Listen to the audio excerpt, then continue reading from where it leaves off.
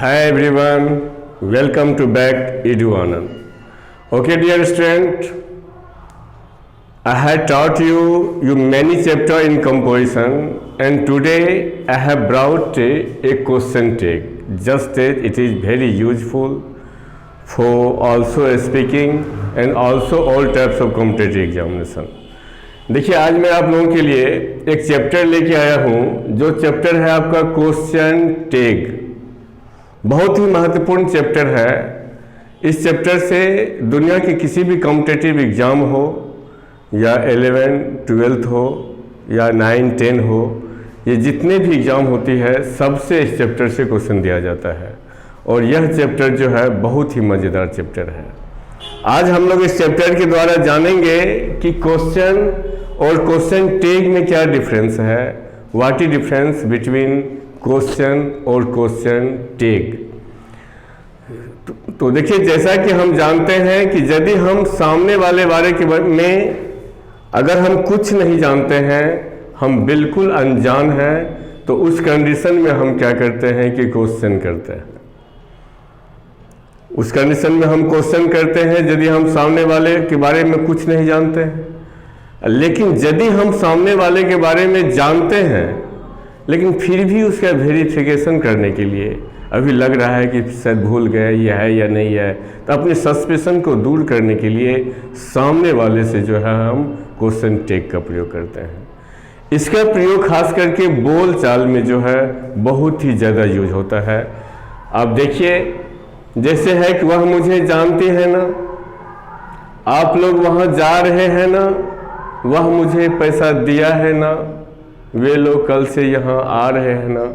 तो ये जितने सारे वाक्य आप देख रहे हो, इस वाक्य में क्या होता है कि इसके अंत में जो है ये ना लगा हुआ रहता है। देखिए सब के अंत में ना है। जैसे आप मुझे जानते हैं ना, वह मछली खा रही थी ना, मैं आपके साथ हूँ ना, आप चिंता नहीं करेंगे ना। तो ये सारे सेंटेंस जो है कि मैं आपके साथ हूँ ना, आप चिंता नहीं करेंगे ना, तो ना शब्द जो है ये क्वेश्चन टैग है। इसे आसानी से बनाया जा सकता है, यह हर एक एग्जाम के लिए उपयुक्त है। अंतर क्या होता है कि क्वेश्चन और क्वेश्चन टैग में कि क्वेश्चन जो होता है वो इंडिपेंडेंस होता है, वो इंडिपेंडेंस इसका यूज किया जा सकता है कहीं पर भी। लेकिन क्वेश्चन टैग जो होता है यह इंडिपेंडेंस नहीं होता है, इसका प्रयोग हम किसी भी वाक्य के अंत में करते हैं। तो किसी भी वाक्य के अंत में करते हैं, मतलब किसी भी वाक्य के अंत में करते हैं। जैसे वह मुझे जानती है ना, तो वह जानती है, वह मुझे जानती है, सी नोज, और नो जो लग गया तो डजंट सी, इस टाइप से इसका होता है। तो चलिए अब आप लोग जो है सो थोड़ा सा इस पर यहाँ ध्यान देंगे। ये जितने सारे चीज़ है पहले आप उसको उतारिए, क्योंकि क्वेश्चन टैग को समझने से पहले आपका ये जो शॉर्ट फॉर्म है फिनाइट वर्ब, ये फिनाइट वर्ब पर ही पूरे क्वेश्चन टैग आधारित है। तो फिनाइट वर्ब पर ये पूरा क्वेश्चन आधारित है। तो जैसे हम जान रहे हैं कि हेल्पिंग वर्ब में 25 हेल्पिंग वर्ब है और ये टोटल फिनाइट वर्ब के अंतर्गत ये आता है। तो अब यहाँ पे देखो कि इसका शॉर्ट फॉर्म करना है। जैसे डू नोट है तो इसको हम डू नोट लिखते हैं तो डोंट लिख सकते हैं, डज नोट तो डजंट लिख सकते हैं, डिड नोट तो डिडंट लिख सकते हैं। तो मैं आपको एक यूनिक तरीका बताता हूँ कि ये जितने सारे शॉर्ट फॉर्म आप देख रहे हो, इसमें क्या देखते हैं कि NOT नोट जो है तो ओ के स्थान पर सिर्फ जो है हाइफन दे दिया गया है, वो सबका शॉर्ट फॉर्म हो गया। ये जितने सारे वर्ब है फिनाइट वर्ब है सबका शॉर्ट फॉर्म में वही प्रक्रिया होता है। कुछ एक्सेप्शन में है, उस एक्सेप्शन को समझो। जैसे यहाँ देखिए कि am not, am plus not है, यहाँ अरंट हो गया, अरंट आय हो जाता है, तो अरंट आय हो जाता है। तो इस चीज़ को आपको समझना है कि एम नोट जो है वो अरंट आय कैसे हो गया। यहाँ पे देखो सेल, SHALL सेल नोट, तो इसका शांत हो जाता है, विल नोट इसका वांट हो जाता है। ये ध्यान में आपको रखना है। कैन नोट तो एगो कैन को हटा दिया जाता है, इसी में मार देते हैं, कैन ये कांट हो जाता है। तो आपको किसी भी क्वेश्चन टैग को चैप्टर को बनाने से पहले ये प्रक्रिया जो है ये आपको एनोफोला है ऑक्सिलरी वर्ब का, इसका शॉर्ट फॉर्म को आप लोग नोट कर लें। जब ये अपलोड आपसे हो जाएगा तब अगला प्रक्रिया होगी। तो चलिए आप लोग इसको उतार लीजिए।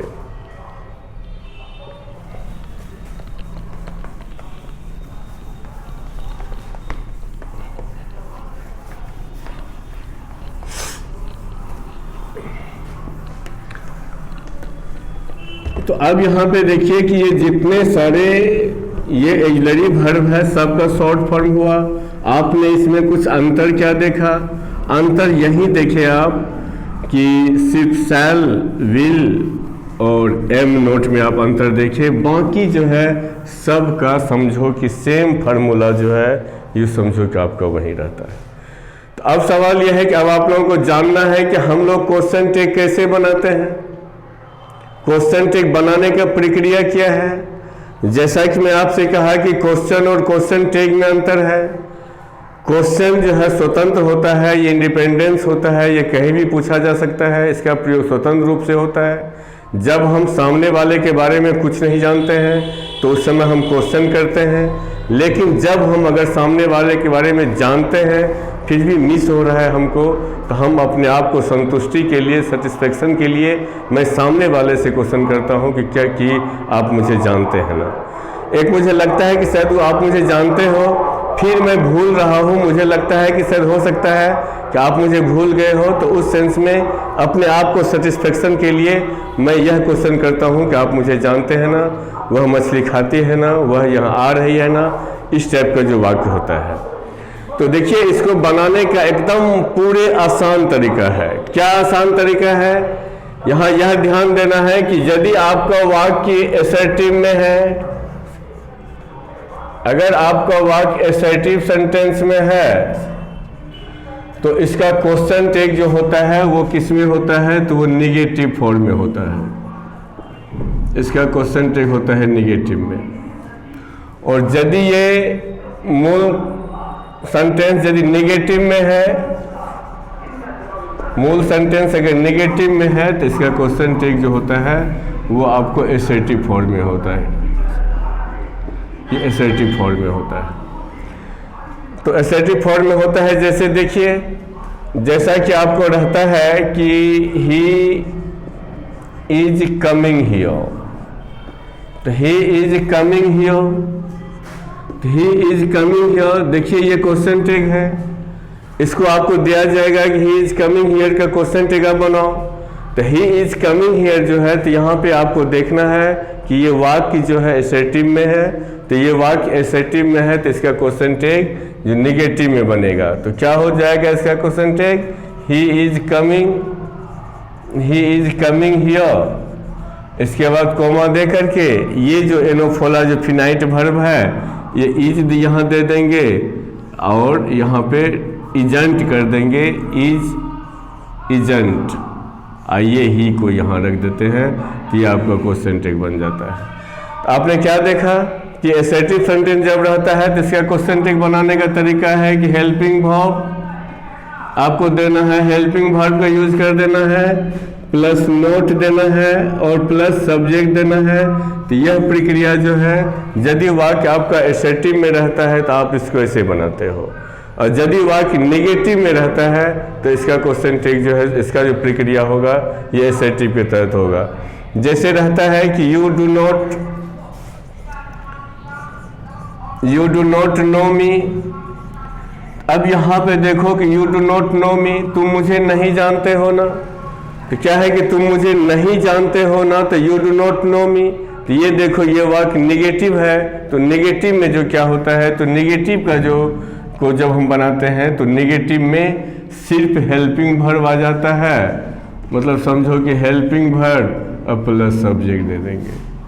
ठीक है, तो आपको क्या करना है कि यदि कोई भी वाक्य, दुनिया का कोई भी सेंटेंस है, इसको अगर आपको क्वेश्चन टैग में बदलना है तो आपको क्या करना है?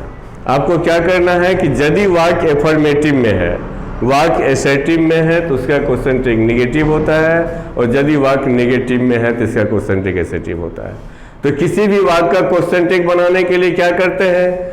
यदि देखिए असर्टिव सेंटेंस होता है तो इसमें क्या करना पड़ता है कि helping verb not plus subject दे देते हैं, और यदि वाक्य असर्टिव में अगर निगेटिव में रहता है तो हेल्पिंग वर्ब प्लस सब्जेक्ट देते हैं। अब जैसे कोई भी वाक्य रहेगा, जैसे रहेगा कि ही हैज मनी। अब यहाँ पर देखिए ही हैज मनी, इसका मतलब हुआ कि उसके पास पैसा है ना। तो यह वाक्य क्या है? यह वाक्य एसेटिव सेंटेंस है। तो यह वाक्य एसेटिव सेंटेंस है तो इसका क्या हो जाएगा? इसका यहाँ पे हो जाएगा कि he has money, he has money, और उसके बाद हेजेंट, हेजेंट ही हैज मनी, हेजेंट ही। क्योंकि ये वाक्य देखिए, ये वाक्य कौन सा वाक्य था? ये वाक्य एसेटिव था।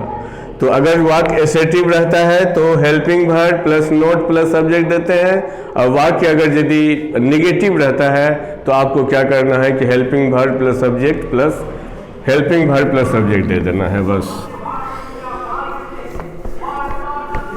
ओके, तो मेरे ख्याल से मुझे लगता है कि अगर हम कोई भी सेंटेंस को अगर बनाते हैं, कोई भी सेंटेंस यदि आता है आपके पास और उस वाक्य का आपको क्वेश्चन टैग अगर बनाना रहता है तो आप उसका क्वेश्चन टैग कैसे बनाते हो? तो बस एसेटिव है तो नेगेटिव फॉर्म, नेगेटिव है तो उसको एसेटिव फॉर्म में दे देंगे। जैसे रहेगा, मान लो कि he is not my friend, he is not my friend.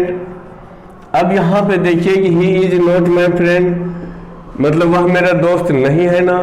तो वह मेरा दोस्त नहीं है ना, तो ये देखो ये वाक्य किस में है? नेगेटिव में है। तो इसका जो क्वेश्चन होगा तो क्या हो जाएगा?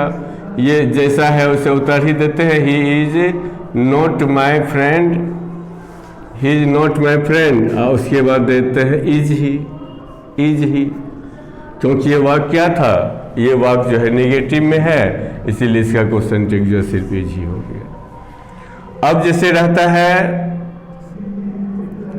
कि he went to पटना, तो he went to पटना, वह पटना गया ना। तो वह पटना जाता था ना। तो he went to पटना, देखो ये वाक्य एसेटिव में है और ये पास्ट इंडेफिनिट टेंस का है, तो इसका जो नेगेटिव फॉर्म होगा तो क्या हो जाएगा? इसका हो जाएगा he went to पटना, उसके he went to पटना, और यहाँ पे इसका हो जाएगा आपको डिडंट ही।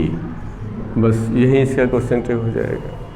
तो बस हम क्या देखते हैं कि कोई भी वाक्य यदि है अगर एसेटिव रहेगा तो उसका क्वेश्चन टैग नेगेटिव फॉर्म में बनता है, वाक्य नेगेटिव रहेगा तो इसका क्वेश्चन टैग एसेटिव फॉर्म में बनता है। अब आपको मुख्य रूप से क्या जानना है? आपको मुख्य रूप से जानना है कि how will you know about any sentence that this sentence is assertive और negative? Because only for the word of note is not negative, but there are many words which are negative. यहाँ पे आप जैसे जानते हो, यह तो आप जान गए कि अगर कोई भी वाक्य एसेटिव रहता है तो इसका क्वेश्चन टैग बनता है नेगेटिव में बनता है, और यदि कोई वाक्य नेगेटिव रहता है तो इसका क्वेश्चन टैग जो है वो एसेटिव में बनता है। तो अब सवाल यह है कि how will you know about any sentence that this sentence is assertive और नेगेटिव? कोई भी वाक्य को आप कैसे समझेंगे कि यह वाक्य नेगेटिव फॉर्म में है? क्योंकि शायद आप लोगों को अभी तक यही पता है कि नोट और नो, यही दो वर्ड जो है ये नेगेटिव को इंडिकेट करता है, लेकिन ऐसा कुछ नहीं है। नोट और नो के साथ साथ और बहुत सारे वर्ड हैं इंग्लिश ग्रामर में जो वर्ड नेगेटिव के रूप में है। तो आइए हम लोग अब जानते हैं कि कौन वर्ड है जो कि आपको नेगेटिव फॉर्म में रहता है और इसका प्रयोग जिस वाक्य में इसका यूज होता है वह वाक्य हमेशा नेगेटिव में रहता है। तो उसमें आइए रूल फर्स्ट में हम लोग जानते हैं। पहला रूल में जानेंगे कि आखिर वाक्य में क्या क्या चीज रहेगा जो आपको समझ लेना है कि ये वाक्य नेगेटिव है। तो देखिए, अगर किसी वाक्य में आपको नेदर रहता है, नेदर रहता है, नो रहता है, नोर रहता है, नन होता है, नेदर रहता है, नो रहता है, नन रहता है, नो वन रहता है, नो वन रहता है। नो वन के बाद जो आप देख सकते हैं वहाँ पे नो बॉडी, नो बॉडी होता है या नथिंग। नो बॉडी मतलब neither, no, nor, none, no one, nobody, no one, nobody, nothing, nothing, या फ्यू, FEW फ्यू, या आपको लिटिल, LITTLE लिटिल, लिटिल के बाद हार्डली, HARDLY हार्डली, हार्डली के साथ साथ जो है रेयरली, RARELY रेयरली, रेयरली के बाद हो गया आपको सेक्रेली, SCARLY,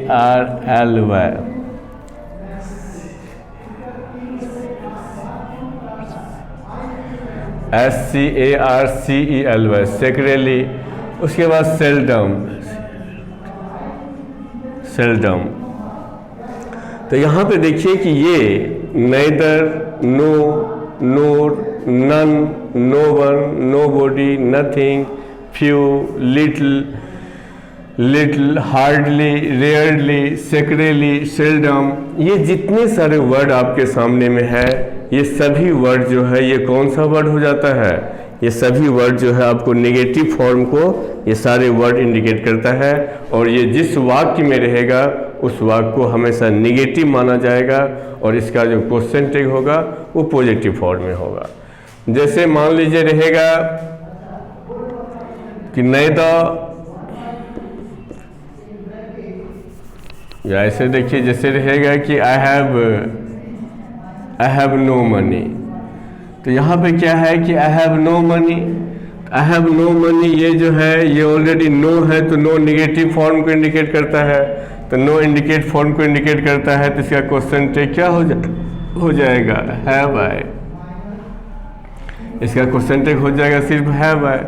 जैसे I have no money, I have no money, और उसके बाद यहाँ पे दे देते हैं हैव आई, क्योंकि ये वाक्य नेगेटिव फॉर्म में है। जैसे रहेगा कि no one was speaking English there. अब यहाँ पे देखो कि no one was speaking English there, तो ये वाक्य नो वन जो है ये ऑलरेडी नेगेटिव फॉर्म में है, तो नो वन नेगेटिव फॉर्म में है, तो इसका क्या हो जाएगा? इसका यहाँ पे हो जाएगा कि no one was speaking English. इसके बाद यहाँ पे दे देंगे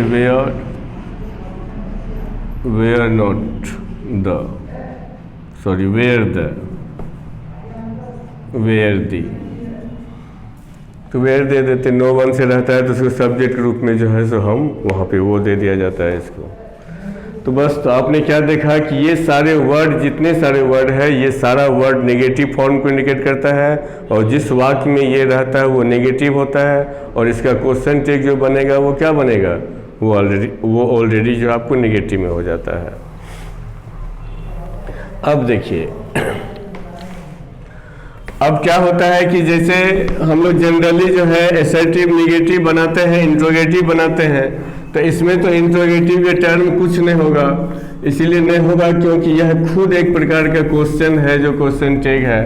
तो सिर्फ एसर्टिव रहेगा तो नेगेटिव फॉर्म में, और नेगेटिव रहेगा तो इसको एसर्टिव फॉर्म में डाल देता है। अब क्या होगा? इम्परेटिव सेंटेंस होता है। तो इम्परेटिव सेंटेंस क्या होता है? तो इम्परेटिव सेंटेंस होता है means the sentence which is started by verb is called imperative sentence. ऐसे वाक्य जिसकी शुरुआत वर्ब से होती है, इसको हम क्या कहते हैं? इसको हम इम्परेटिव सेंटेंस कहते हैं।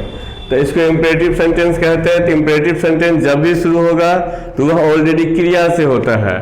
तो ऑलरेडी क्रिया से होता है। जैसे दे देगा कि गो देयर दे देगा, कहेगा इसका क्वेश्चन टैग बनाओ। जैसे दे देगा स्पीक इंग्लिश दे दिया, और इसका कहेगा कि क्वेश्चन टैग बनाओ। तो ये जितने सारे, ये जो गो देयर, स्पीक इंग्लिश, या मान लो हेल्प द पुअर, ये सारा सेंटेंस जो है हेल्प द पुअर, ये टोटल क्या है कि इम्परेटिव सेंटेंस है। और ये जितने इम्परेटिव सेंटेंस है, सारे इम्परेटिव सेंटेंस का क्वेश्चन टैग जो होता है वो सब का समझो कि विल यू हो जाता है। क्या हो जाता है? Will you. ये सब का क्वेश्चन टैग विल यू होता है। एकदम दिमाग में सेट कर लीजिए। कोई भी इम्परेटिव सेंटेंस रहेगा और उस इम्परेटिव सेंटेंस का यदि आपको क्वेश्चन टिक बनाने के लिए देगा तो आपको क्या करना है कि विल यू आपको बनाना है। अगर यहाँ पे दे देगा मान लो don't speak English, don't speak English, don't speak English, इसका क्वेश्चन टिक बनाना है तो फिर भी विल यू ही होगा। आपको होगा कि सर नेगेटिव में भी विल यू और पॉजिटिव में भी विल यू, तो हाँ नेगेटिव में भी विल यू, पॉजिटिव में भी विल यू। अब आपको ज़्यादा से ज़्यादा अगर अंतर करना है तो यदि इम्परेटिव सेंटेंस से बहुत ज़्यादा अर्जेंसी की भाव व्यक्त हो, अर्जेंसी की मतलब इमरजेंसी की भाव व्यक्त होता है, तो उस समय पे आप जो है वांट यू का प्रयोग कर सकते हैं। वांट यू का प्रयोग कर सकते हैं। जैसे अर्जेंसी हुआ कि जैसे remember to shoot the door.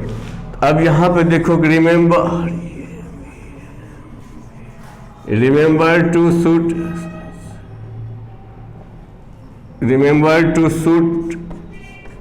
The door, तो क्या है कि remember to shoot the door, तो मतलब याद करके दरवाजा को जो है या शूट या क्लोज दे दो, remember to close the door, मतलब याद करके दरवाजा को बंद कर लेना है। तो ये अर्जेंसी को दर्शा रहा है, तो अर्जेंसी को दर्शा रहा है तो इसका जो क्वेश्चन टिक होगा, तो इसका क्वेश्चन टिक में आप यहाँ पे वांट यू भी बना सकते हो। वांट यू इसका दे सकते हैं, मतलब कब, जबकि आपको ऐसा लग रहा है कि इससे बहुत अर्जेंसी का जब भाव व्यक्त होता है तभी। अगर मान लीजिए इम्परेटिव सेंटेंस से डांट फटकार का भाव व्यक्त हो, तो डांट फटकार का भाव व्यक्त होता है। जैसे मान लीजिए कोई देगा कि यूज योर ऑन पेन। अब यहाँ पे देखो कि यूज योर ऑन पेन, मतलब आपको डांट रहा है कोई कि आप अपने कलम का इस्तेमाल करो, आप अपने कलम का इस्तेमाल करो, तो इसका क्वेश्चन टिक जो हो जाएगा, तो इसका क्वेश्चन टिक हम कांट यू देते हैं। अगर यदि डांट फटकार की भाव व्यक्त होती है तो इसका क्वेश्चन टिक क्या देते हैं, इसका क्वेश्चन टिक हम कांट देते हैं। और यदि अर्जेंसी की भाव व्यक्त होती है तो वांट दे सकते हैं। और अर्जेंसी के अलावा जितने भी इम्परेटिव सेंटेंस होगा सबका क्वेश्चन टिक क्या हो जाएगा, विल यू हो जाएगा। कोई भी इम्परेटिव सेंटेंस होगा तो सबका क्वेश्चन टिक विल यू हो जाएगा, चाहे वो नेगेटिव फॉर्म में रहे या अफर्मेटिव में रहे। हाँ, बशर्ते अगर आपको ज़्यादा डिटेक्ट करना है तो यदि वो ज़्यादा इमरजेंसी के लिए है तो वांट यू कर सकते हैं, और डांट फटकार के लिए है तो आप वहाँ पे जो है कांट यू का इस्तेमाल कर सकते हैं। तो आपने देखा कि जितने सारे इम्परेटिव सेंटेंस है, सारे इम्परेटिव सेंटेंस का क्वेश्चन टिक फिक्स है कि यू ही होता है, विल यू होता है। सब में आप आंख बंद करके विल यू दे देंगे। तो आपने अगर मान लो अगर लेट से कोई वाक्य इम्परेटिव सेंटेंस होता है जो लेट से शुरू होता है, जैसे रहता है कि लेट अस डांस, तो यहां देखो कि लेट अस डांस, ये आपको इम्परेटिव सेंटेंस है लेट अस डांस। इसका कहेगा क्वेश्चन टिक बनाने के लिए, तो देखिए इसका क्वेश्चन टिक क्या होता है, तो इसका क्वेश्चन टिक हो जाता है शैल बी। क्या होता है, शैल बी होता है, एकदम फिक्स है। अगर लेट के बाद किसी वाक्य में अस का प्रयोग रहता है तो एकदम फिक्स है कि इसका क्वेश्चन टिक शैल बी होगा। और यदि मान लो ये लेट के बाद जो है हिम हो या मी हो या हिम हो या यू हो, ये सब अगर कुछ हो रहता है तो इसका क्वेश्चन टिक आपको विल ही या विल यू हो जाता है। तो बस एकदम आपको ध्यान देना है कि लेट के बाद जो है अस है तो इसका क्वेश्चन टिक वी होगा, मतलब इसका शैल भी हो जाएगा। और लेट के बाद यदि अस नहीं है, अस वी के अलावा और कुछ है, तो उसका क्वेश्चन टिक जो रहेगा, मी है, हिम है, सी है, तो जो जहाँ रहेगा उसको आपको वहीं पे दे देना है। तो इस टाइप का भी आप समझ गए कि लेट से अगर किसी वाक्य की शुरुआत होती है और लेट में अगर आस का प्रयोग रहता है तो इसका क्वेश्चन टेक शैल भी होगा, और लेट के बाद यदि आस के अलावा दूसरा कोई नाउन प्रोनाउन रहता है तो इसका जो रहेगा विल यू रहेगा तो विल यू, ही रहेगा तो विल ही, या और कुछ जो रहेगा सो वही रहेगा। तो चलिए अब हम लोग जानते हैं, ये तो आपने जाना कि आपका वाक्य कैसा रहेगा, तो आप कैसे बनाओगे। अगर आपका वाक्य एसेटिव सेंटेंस रहता है तो इसका क्वेश्चन टेक नेगेटिव में बनाते हो, यदि आपका वाक्य नेगेटिव रहता है तो इसका क्वेश्चन टेक एसेटिव में बनाते हो। यदि आपका वाक्य इम्परेटिव सेंटेंस में हो जाता है तो इम्परेटिव सेंटेंस का क्वेश्चन टेक फिक्स है कि सब में विल यू ही होता है, चाहे वो नेगेटिव में हो या आपको पॉजिटिव में हो। लेकिन यदि नेगेटिव के साथ साथ और अगर मान लीजिए उसमें डांट फटकार के भाव व्यक्त होता है तो उसमें कांट यू का प्रयोग कर देते हैं। अगर उसमें ज़्यादा इमरजेंसी बताने की भाव व्यक्त होती है तो उसमें हम वांट मतलब विल यू का इस्तेमाल हम जो है सो उसको कर सकते हैं। अब हम लोग देखते हैं कि क्वेश्चन टेक का सब्जेक्ट, अभी तक मैंने क्या देखा कि जितने सारे जैसे होता है कि वह यहाँ आ रहा है तो he is coming here, isn't he, तो वहाँ ही का ही दे देते हैं। तो अगर क्वेश्चन टेक का सब्जेक्ट अगर मान लो कोई नाउन रहेगा, मोहन, सोहन, सीता, गीता, रीता, ये कुछ रहेगा, तो आप इस कंडीशन में क्या करोगे? तो आप इस कंडीशन में क्या करोगे तो मोटा मोटी जानो कि जो नाउन है तो नाउन के अनुसार जो प्रोनाउन होता है आपको उस प्रोनाउन को दे देना है। जैसे रहेगा, मान लो जैसे रहेगा कि सोहन इज कमिंग हियर, तो सोहन इज कमिंग हियर। देखिए ये क्या है, तो यह एक क्वेश्चन टैग है कि सोहन यहाँ आ रहा है ना, तो इसका क्या हो जाएगा, इसका हो जाएगा आपको कि सोहन इज कमिंग हियर। इसके बाद ये जो सोहन है तो सोहन का यहाँ हम सोहन ही नहीं देते हैं, सोहन का प्रोनाउन जो है सो ही होता है, तो वहाँ पे हम ही कर देते हैं। अगर यहाँ सीता होता, गीता होता तो उसके स्थान पर हर होता तो हर देते। अगर यहाँ बॉयज रहता है कि बॉयज आर कमिंग हियर, तो ऑलरेडी बॉयज प्लूरल में चला गया है तो उसके साथ क्या होता है, दे होता है, तो वहाँ पे हम क्या करते, दे देते। मतलब जैसा नाउन रहेगा ठीक आप उसका ही वैसे ही प्रोनाउन को आप जो है सो संजोग निकालोगे। अब यहाँ पे देखिए दूसरा रूल को समझिए आप। ये तो आप सब्जेक्ट के रूप में समझ गए कि अगर किसी क्वेश्चन टैग का वाक्य का सब्जेक्ट नाउन है तो इसका क्वेश्चन टैग का सब्जेक्ट नाउन नहीं होता है, नाउन के स्थान पर हम क्या करते हैं कि प्रोनाउन का प्रयोग कर देते हैं। लेकिन आप जानो कि यदि किसी, एक रूल आप लोग और लिखिए, नोट लिखना है कि यदि किसी क्वेश्चन टैग का subject no one, anyone, someone, no one, anyone, someone, everyone,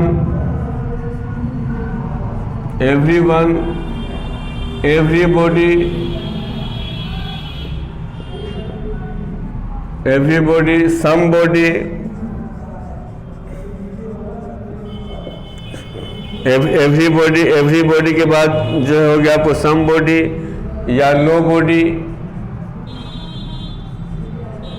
nobody। देखिए अगर किसी भी वाक्य में आपको no one, anyone, someone, everyone, everybody या समबॉडी, नोबॉडी, अगर सब्जेक्ट का काम करे किसी भी क्वेश्चन टैग के वाक्य में, तो इसका जो क्वेश्चन टैग का जो सब्जेक्ट होता है वो क्या हो जाता है, तो दे हो जाता है। क्या होता है, दे हो जाता है। अब जैसे रहेगा, मान लो कि everyone is doing this work. अब यहाँ पे देखो कि everyone is doing this work, इसका क्वेश्चन टैग बनाना है, इसमें एवरीवन है। जैसा कि हम जानते हैं जो इसका सब्जेक्ट होता है वही क्वेश्चन टैग का भी सब्जेक्ट होता है। लेकिन यदि वाक्य एवरीवन रहता है तो यहाँ पे आपको क्या करना है, आपको करना है कि एवरीवन इज डूइंग, यहाँ तक जैसे है वैसे लिखते चले जाते हैं, एवरीवन डूइंग दिस वर्क, और उसके बाद यहाँ पे देते हैं अरंट, अरंट दे, क्योंकि यदि किसी वाक्य का सब्जेक्ट इससे शुरू होता है, ऐसे वाक्य का क्वेश्चन टेक का सब्जेक्ट जो होगा वो आपको क्या हो जाएगा, क्वेश्चन टेक का सब्जेक्ट आपको दे हो जाएगा। ठीक, अब देखिए अगर दूसरा चीज, एक फिर दूसरा नोट को जानिए आप, दूसरा नोट लिखिए। यदि मान लीजिए रहता है, यदि किसी वाक्य में everything, something, nothing, many thing, ये सब अगर यदि किसी वाक्य में अगर यदि आपको लगा हुआ रहता है, तो उस कंडीशन में अगर थिंग लगा हुआ रहता है तो उसका क्वेश्चन टेक का सब्जेक्ट जो है सो क्या हो जाएगा, इट हो जाएगा। अगर किसी वाक्य में, अगर यदि किसी वाक्य की शुरुआत मान लो समझो कि everything, everything, nothing, anything, anything, तो देखिए ये अगर किसी वाक्य का क्वेश्चन टेक का सब्जेक्ट होता है तो इसका जो क्वेश्चन टेक बनाएंगे तो इसका क्वेश्चन टेक का सब्जेक्ट इट हो जाएगा। जैसे रहेगा कि एवरीथिंग, एवरीथिंग,